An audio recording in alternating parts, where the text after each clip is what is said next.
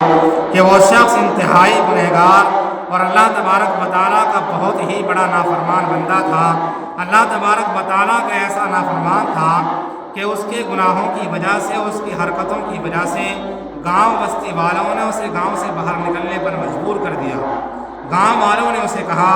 کہ تیرے کارنامے اور تیرے اعمال ایسے ہیں اور تیری حرکتیں ایسی ہیں کہ تو ہمارے اس گاؤں کے اندر رہنے کے قابل نہیں ہے۔ چنانچہ بنی اسرائیل کے لوگوں نے اس شخص کو اس گاؤں سے نکالا۔ وہ شخص گاؤں سے نکل کر جنگل کے اندر رہنے لگا اور جنگل کے اندر جا کر اس نے زندگی گزار دی۔ اس انسان پر ایک وقت ایسا آتا ہے اور ایسی پریشانی کا عالم اس پر طاری ہو جاتا ہے کہ چاروں طرف نظر دوڑانے کے بعد بھی کوئی مددگار، کوئی مدد کرنے والا، اسے کوئی انسان نظر نہیں آتا ہے۔ جب چاروں طرف دیکھنے کے بعد پریشان حال بیٹھتا ہے تو آسمان کی طرف امید بھری نگاہوں سے اپنی نظروں کو اٹھاتا ہے اور اللہ تبارک و تعالیٰ کی بارگاہ میں انتہائی عاجزی کے ساتھ یہ عرض کرتا ہے کہ پروردگار، میں گناہوں کی معافی کے قابل تو نہیں ہوں، میں اس قابل تو نہیں کہ تجھ سے معافی بھی مانگ سکوں، یا میرے گناہ ایسے تو نہیں ہیں کہ جسے تو معاف کر سکے، مگر پروردگار بندہ تو تیرا ہی ہوں، رب تو تجھے ہی مانتا ہوں اور تجھے ہی میں نے معبود مانا ہے۔ تیرے علاوہ کوئی ذات معاف کرنے والی بھی نہیں ہے۔ دنیا کے تمام انسانوں نے مجھ سے منہ موڑ لیا ہے، میرے خاندان والوں نے مجھ سے منہ موڑ لیا ہے، میرے گاؤں والوں نے مجھ سے منہ موڑ لیا ہے اور مجھے جنگل میں آ کر رہنے پر مجبور کیا ہے۔ اب میرا آخری وقت ہے، اس دنیا سے جانے کا میرا وقت آ چکا ہے، ایک تو ہی میرا سہارا ہے۔ تیری رحمت میرے گناہوں سے بڑی نہیں ہے، میں تیری بارگاہ میں توبہ اور استغفار کرتا ہوں اور اپنے تمام گناہوں پر شرمندگی کے ساتھ اس بات کا اقرار کرتا ہوں کہ میں بہت ہی بڑا تیرا نافرمان بندہ ہوں۔ اے پروردگار، میں تجھ سے معافی چاہتا ہوں کہ میرے تمام گناہوں کو معاف فرما دے۔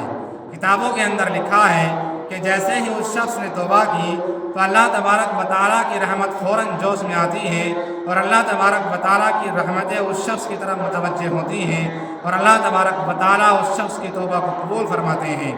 ادھر حضرت جبرائیل علیہ السلام کو حکم دیتے ہیں کہ جبرائیل، آج میرے بندے نے مجھ سے ایسی توبہ کی ہے اور میرے سامنے ایسی عاجزی کا مظاہرہ کیا ہے کہ مجھے اپنے بندے پر رحم آ گیا ہے۔ میں نے اس بندے کی پوری زندگی کے گناہوں کو اس کی توبہ کی وجہ سے معاف کر دیا ہے، لہٰذا تو موسیٰ علیہ السلام کے پاس جاؤ اور موسیٰ علیہ السلام سے جا کر کے عرض کر دو کہ موسیٰ، اللہ تبارک و تعالیٰ کا حکم ہے کہ اپنے گاؤں کے اندر یہ اعلان کر دو کہ فلاں جنگل کے اندر ایک شخص کا جنازہ وہاں رکھا ہوا ہے، اگر کوئی انسان اپنی مغفرت چاہتا ہے اور اپنے گناہوں کی معافی چاہتا ہے، کوئی انسان یہ چاہتا ہے کہ اللہ تبارک و تعالیٰ اس سے راضی ہو، تو موسیٰ علیہ السلام سے کہہ دو کہ اپنے گاؤں والوں سے کہہ دے کہ جنگل میں جا کر اس شخص کی نماز جنازہ میں شرکت فرما لے۔ موسیٰ علیہ السلام فوراً اعلان کرتے ہیں اور گاؤں والوں کو اکٹھا کر کے یہ بات کہتے ہیں کہ مجھے اللہ تبارک و تعالیٰ کی طرف سے اس بات کا حکم دیا گیا ہے کہ فلاں جنگل کے اندر ایک شخص کا جنازہ وہاں رکھا ہوا ہے، اگر تم اپنے گناہوں کی معافی چاہتے ہو اور اللہ تبارک و تعالیٰ سے اس بات کی امید رکھتے ہو کہ اللہ رب العزت تمہارے گناہوں کو معاف فرما دے، تو اللہ رب العزت کا یہ حکم ہے کہ جنگل میں جا کر اس شخص کی نماز جنازہ پڑھ لو۔ چنانچہ موسیٰ علیہ السلام تمام گاؤں والوں کو لے کر اس جنگل کے اندر جاتے ہیں۔ جب وہاں جا کر کے دیکھتے ہیں تو وہی شخص جس کو انہوں نے گاؤں سے نکالا تھا وہاں مردہ حالت میں پڑا ہوا ہے۔ تمام لوگ حیران اور پریشان رہ جاتے ہیں اور افسوس کرتے ہوئے موسیٰ علیہ السلام سے سوال کرتے ہیں کہ موسیٰ علیہ السلام، یہ تو وہی شخص ہے کہ جس کے گناہوں کی وجہ سے ہم نے اسے گاؤں سے نکلنے پر مجبور کیا تھا، آخر اس نے کون سا عمل ایسا کر لیا ہے کہ اللہ تبارک و تعالیٰ کے نزدیک محبوب اور برگزیدہ بندہ بن گیا ہے۔ موسیٰ علیہ السلام عرض کرتے ہیں کہ اس نے اپنے آخری وقت میں اللہ تبارک و تعالیٰ کی طرف متوجہ ہوا اور اپنے تمام گناہوں سے اللہ تبارک و تعالیٰ سے معافی مانگی اور سچے دل کے ساتھ توبہ اور استغفار کیا، تو اللہ تبارک و تعالیٰ نے اس کی توبہ کی برکت سے اس کے تمام گناہوں کو معاف فرما دیا ہے اور اللہ رب العزت نے اس کو اپنا محبوب اور برگزیدہ بندہ بنا لیا ہے۔ جب اللہ رب العزت اس کے گناہوں کو معاف کر سکتے ہیں، اس نے کبھی بھی پوری زندگی کوئی نیک عمل نہیں کیا تھا، ہم تو الحمدللہ نماز بھی پڑھتے ہیں، قرآن کریم کی تلاوت بھی کرتے ہیں،